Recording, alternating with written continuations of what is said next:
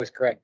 So if we can have a pledge of allegiance and a moment of silence for those who have been affected by gun violence in our country. I pledge allegiance to the flag of the United States of America. to the republic Which is that? one nation under God, indivisible, with liberty and justice. Thank you. Okay, with that, we'll start with the roll call. I'm here, Ann's here, Lori's here. I don't know why I have to do this because I see her right here on the phone. Jen Liptak. Jen, are you here? Here. Okay. Yes, Senator thank you. Brewster, I see. Here. Chelsea Bianic, okay, I see you. Stephanie, I see you. Representative Piscano. Is Nick here? Nick, are you on the line? Okay. All right, and I know Allie is unable to make it today. Okay, with that, the first order of the business is approval of the minutes of the June 23rd regular meeting. May I have a motion? So moved. I took that as a second. Is there any discussion? Thank you. Any discussion? All in favor? Aye. Aye. Aye. Thank you. Any opposed? Put me on mute now. That carries. With that, we'll get the report from our CEO, Catherine Kellerman. Thanks, Catherine. Thank you, Mr. Chair. Good morning, folks joining us virtually and in person. Thank you for our final board meeting of the summer. May I please have a moment of silence for retired operator Daniel Smoglow and Lawrence Lugar, Assistant Manager of Service Delivery. Both of them have passed since the last time we met.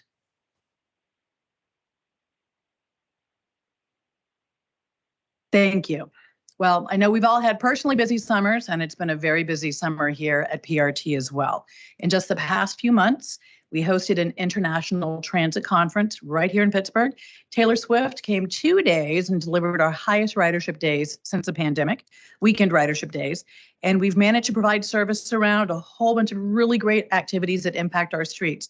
Juneteenth, Open Streets, AnthroCon, the Arts Festival, Pride, July 4th, Picklesburg, and a whole bunch of other activities. It's been a busy summer, and our folks have been crushing it, getting service out there. We've also worked around major construction projects, some in the city, some like us with our plinth rehab, which involves weekend shutdowns on rail so we can keep safe operations, impacts a whole bunch of things going on. And we're proud of how we've handled things, but we know it takes a toll. A detour here, a construction-related delay there. We've been asking a lot, not just of our staff, but we've been asking a lot of our customers as well. Combined with summer vacation, which can impact our already stressed out workforce, it's led to a higher number of out of service. And, let's face it, we're all a little more stressed out than we have been before. So we're very sensitive to how we think we can nail a great weekend for a concert, but we still want to make sure we're hearing from our customers. They still have stress. What are their pinch points? And not just the ones who are unhappy enough to call us, but the rank and file average person on the bus and the train. Our job is to give them a great customer experience. What are the resources they'd like to see us put out there? So beginning in September, if not sooner, you will see a Rate Your Ride program. There'll be a QR code where passengers can click the phone number, pick a rating on a couple of information. How was your timeliness? How was the cleanliness of your vehicle? How was your operator interaction?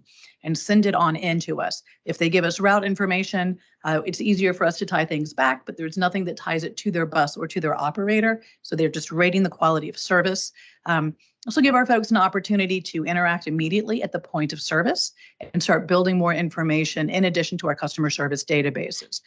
We also participate in several benchmarking groups. So we anticipate in August getting rail benchmarking based on customer experience. Same thing for bus. And this fall, September, October, we'll be rolling out a more detailed customer interface where we are surveying people. What is going on with your service? What do you like to see? So we're putting out a whole bunch of tools so we can hear more directly from our passengers.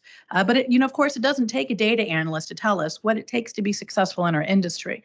Branding told us folks wanted clean, courteous, reliable, and respectful. Our riders deserve vehicles that are on time, operators who are courteous, friendly, and helpful, and vehicles that are clean. Our staff also deserve the resources so they can deliver that top-notch quality service that our passengers expect.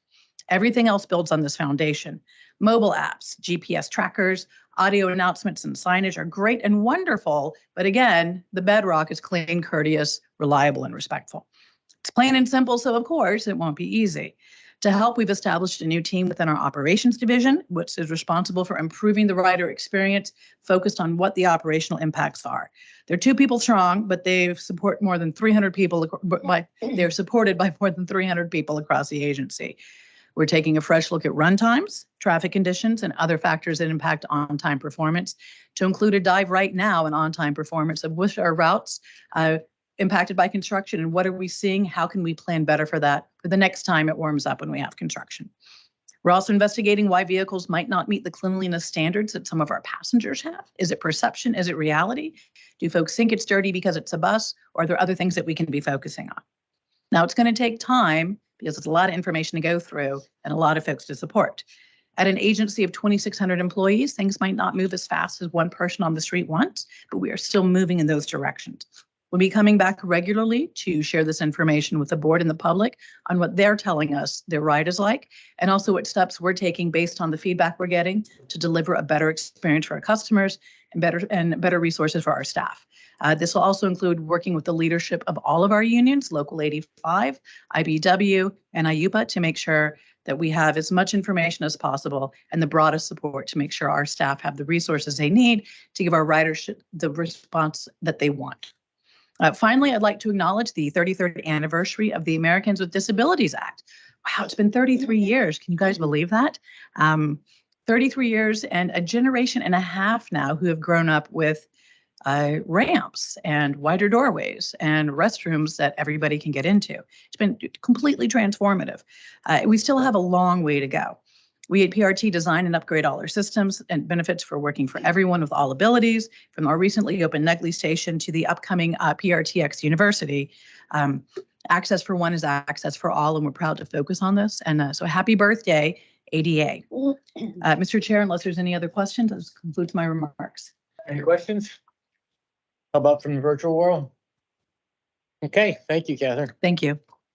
Okay, with that, we're going to move on to the report of our Performance and Oversight Committee from Chair Michelle Zemanek or her granddaughter. I'm not sure who's making the presentation today. Good morning, Mr. Chair. Good morning, everyone. I'm going to try and start, and if I lose my voice, Miss Fiona will take over. The Performance Oversight Committee met last week, and I have 4 resolutions for your consideration. The committee first reviewed 5 procurement items and determined the bids to be in accordance with PRT's procurement policies and procedures.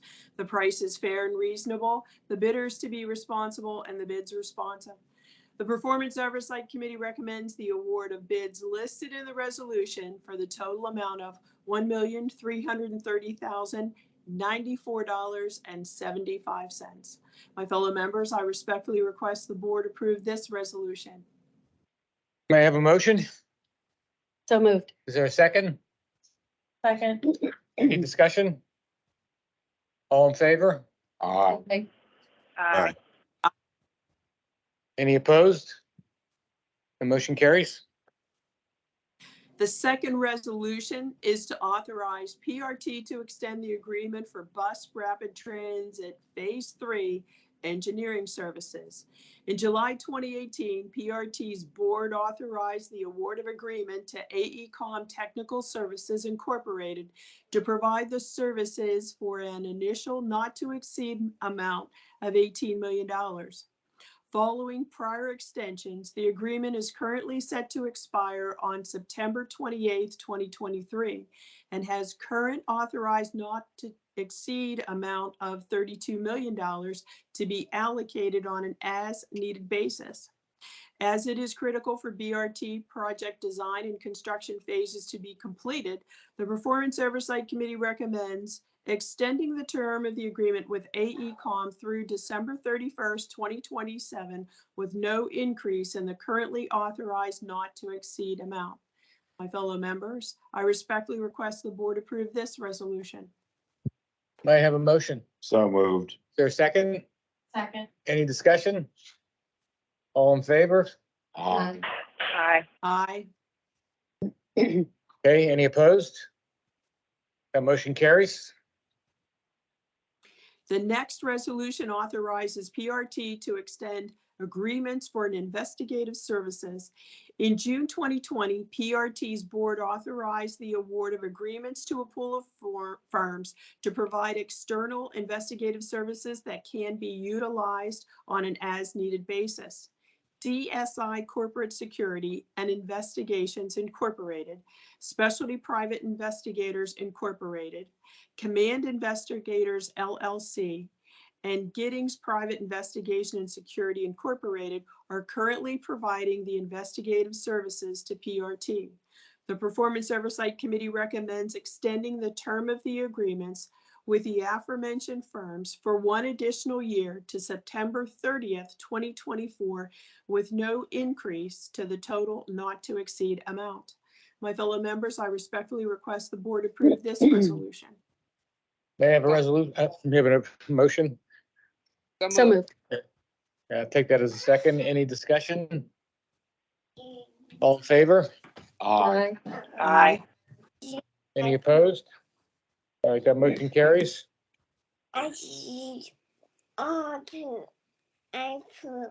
She's doing that one then? Okay. Is that? Yeah, I think she's coming up to do the fifth one here. The final resolution authorizes a settlement of a public liability claim. An accident involving a PRT bus and a pedestrian occurred on January 11th, 2022 in downtown Pittsburgh. The pedestrian, Del Maya Ray, suffered injuries as a result of the accident and unfortunately passed away 2 days later. The estate of Ms. Rise submitted a personal injury claim and filed a lawsuit seeking monetary recovery for Ms. Rice's injuries and death. The parties have reached an amicable agreement to fully and finally settle the claim in the total amount of $250,000. The Performance Oversight Committee recommends authorizing a settlement payment in the total amount of $250,000 with no admission of fault or liability by PRT.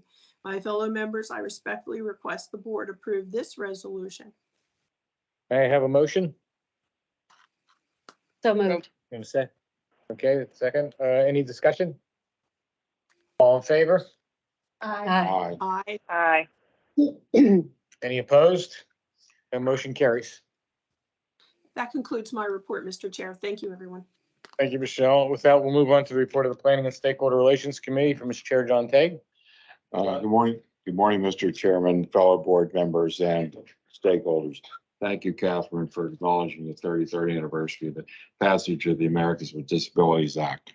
The Planning and Stakeholders Relations Committee met last week. I have a few items for the board.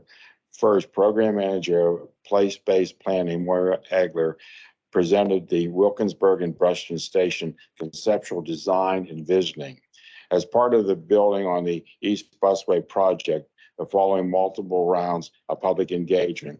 PRT is proposed to relocate the Wilkinsburg station by shifting it closer to Penn Avenue and creating a new Brushton station near Brushton Avenue. The goal of the proposal is to enhance rider accessibility by working collaboratively with the community to design stations that better serve riders, support or enhance operations, and bring value to surrounding communities by improving station access for pedestrians, cyclists, and non-auto users and those with disabilities. The stations would be connected by a multi-use pathway and include green infrastructure and community artwork. The $7.8 million Wilkinsburg station construction has been fully funded with grants and state and county funds and is moving forward through the design phase, with construction concurrently projected to begin in late 2025 or early 2026. While no funding has yet been secured for the new Brushton station, PRT is actively pursuing those revenue streams. Second, the Director of Transit Scheduling, Philip St. Pierre, presented the October 2023 service changes. Many of the upcoming changes go into effect October 1 and are related to the PRT project in advance of the BRT construction downtown and uptown, and include the short turning several routes in Oakland and eliminating their service to downtown in anticipation of that construction. Those routes will now be designated with additional short language. Minor frequency changes or decreases, some routing changes, and trip time adjustments were also included in the upcoming service changes. There was one major service addition to the P17 route, and Title VI analysis of that change will be presented to the committee and board in September. Some peak route 79 trips will be converted into full P17 trips, so customers can have a one-seat option to head to downtown area. The third item is the Allegheny County Transit Council met on July 26th. Council member Stuart Strickland spoke about the passing of former council member and discussed the history of the organization. Director of Transit Scheduling, Philip St. Pierre, presented the October service changes. Section Manager of Transit Amenities, Darcy Cleaver, provided the council with an overview of the PRT Transit Shelter Program. The next scheduled meeting is September 27th. The last item, the Committee for Accessible Transportation met on July 16th. Manager of Corridor Planning, Seth Davis, updated the committee on the Homestead to McKeesport Transit Improvement Planning Project. The next scheduled meeting is of the CAT is on August 3rd. Unless there's additional questions, that concludes my report, Mr. Chair. Are there any questions? Any questions out there? Okay, with that, thank you, John. We'll move on to the report of the Finance Committee from its Chair, Anna Gorick. Morning, Chair and fellow board members. The Finance Committee has no resolutions for action, but I have a report on our financial results this month with a focus on the entirety of fiscal year 2023, highlighting longer-term trends. It was reported at the meeting that total revenues of $67.7 million were $1.1 million under budget, or about 1.6%. However, we have seen growth of about $11 million, or 19% compared to last year. The lion's share of revenues relate to passenger fare revenues, which were at $52.7 million, about 5% under budget. However, this is an increase of $7.1 million over fiscal year 2022, which represents an increase of just over 15%, which is tracking with what we are seeing in ridership increases for the fiscal year. A trend chart of fare revenues over the past 13 months was shown to the committee, which clearly illustrated the strong growth. Access revenues were about 95% of the annual budget and up about 10% from where we were last year. This is also in line with what we have seen for access, which has recovered a little bit more quickly than our other modes, but has now matured to a lower level of growth. Other income is well over budget, highlighted by increases in interest income, reflecting higher cash balances on hand. Moving to the expense side of the ledger on an unaudited basis, every expense category is under budget for the fiscal year. Total expenses for the year, approximately $469 million, was $56.8 million, or about 10.8% below budget for the year. This is principally due to lower wages and benefits related to vacant positions. However, this is also in part a timing issue, as the preliminary numbers do not reflect the last pay period of the year, which was not paid until July. This will be captured in the final year-end numbers. Materials and supplies are primarily below budget due to diesel fuel savings, which were lower than budgeted as the impacts of the war in Ukraine on fuel prices have moderated. We ended the year with an estimated balance of $257.1 million in reserves, which is higher than the reserves balance of $162 million at the start of the year. This reflects a change in strategy with respect to the drawdown of federal support. It was reported at the meeting that after consultation with both FTA and PennDOT officials, PRT adopted an approach that many other Commonwealth transit agencies have been utilizing, which is to increase the invoiced expenses eligible to be reimbursed by federal stimulus funding. This will benefit PRT by increasing cash balances and lead to an increase in interest income on deferred state operating assistance for the next few years. It was noted at the meeting that later this year, staff intends to provide more detail on our operating reserves and recommended strategies once these federal support packages have been exhausted. That concludes the report of the Finance Committee. Thank you. Are there any questions? Any questions out there? Okay, thank you. Then with that, we'll move on to the report of Technology Committee, which is going to be presented by Lori Muskorski. Good morning, Mr. Chair and fellow board members. The Technology Committee met on July 20th, and I have 3 resolutions for your consideration today. The committee first reviewed a bid for technology equipment for the police department in the total estimated amount of $109,521.43. The committee determined the bid to be in accordance with PRT's procurement policies and procedures, and the prices fair and reasonable. My fellow members, I respectfully request the board approve this resolution. May I have a So motion? moved. So moved. Thank you. Okay, any discussion? All those in favor? Aye. Aye. Any opposed? Okay, that motion carries. The next resolution will amend and extend an existing agreement for mobile ticketing services with Masabi LLC. The initial 3-year contract in 2019 included 2 optional 1-year extensions. This is the second 1-year extension of this contract. The Technology Committee recommends extending the agreement with Masabi LLC and increasing the total not to exceed amount by $1,423,400. My fellow members, I respectfully request the board approve this resolution. Is there a motion? So moved. I'll take that as a second. Any discussion? All in favor? Aye. Aye. Any opposed? The motion carries. The final resolution today will amend an existing agreement with Ideal Integrations, Inc. for data center hosting and managed security services. The initial 3-year contract in 2021 includes 2 optional 1-year extensions. The initial total not to exceed was $3,262,656.96. Due to growth in the technology services, the Technology Committee recommends amending the agreement with Ideal Integrations, Inc. and increasing the total not to exceed amount by $678,311.28. My fellow members, I respectfully request the board approve this resolution. May I have a motion? So moved. Is there a second?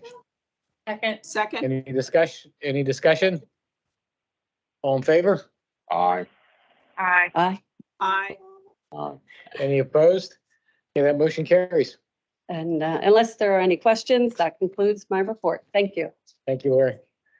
Okay, with that, we'll move into any new business. Is there any new business? Okay, we have 1 speaker for public comment, Amy Zeiss. Amy. Morning.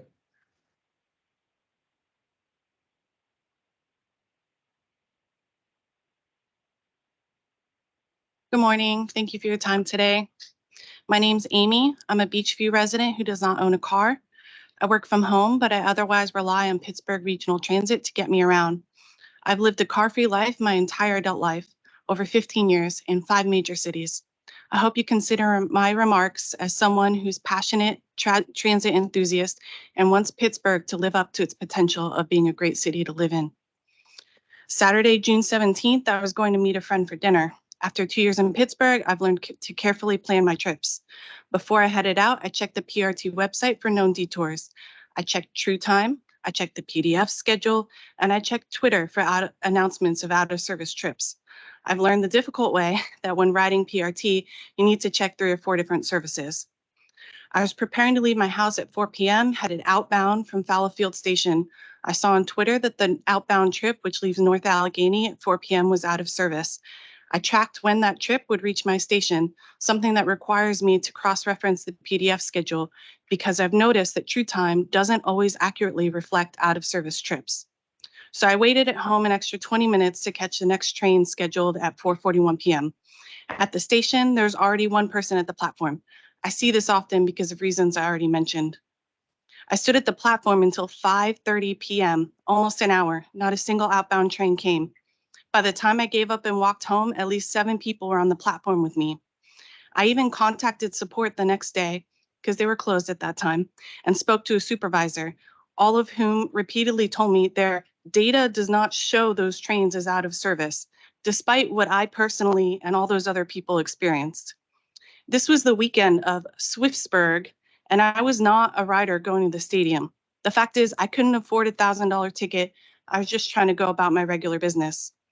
Imagine my surprise when PRT wants to pat themselves on the back and call Taylor Swift concert a success. Let me ask you directly, is it a success when regular riders are stranded? Is it a success when customer support is unavailable to help during serious service delays? Is it a success if PRT refuses to recognize failures and learn from them? My story illustrates a pattern I experience. It's difficult to find accurate and timely information. Customer support isn't available when I need it, and schedules aren't reliable. I used to love my car free life, and now I'm considering purchasing a car for the first time. I'm here to ask that PRT make accurate, real-time information easier to access. I'd like PRT to finally expand support hours to match all transit service hours. And I'd like PRT to finally address their staffing issue and work towards reliably servicing all scheduled trips. If PRT can rise to the occasion to shuffle 85,000 Swifties, then why can't you rise to the occasion every day for riders going to work the night shift, visiting families, or riders just like me, trying to have a nice evening out? Thank you. Thank you. Okay, we have no other public comment. Our next regular meeting is September 29th. So enjoy the rest of the summer. And with that, we stand adjourned. Thank you. Yeah. Thanks, everyone.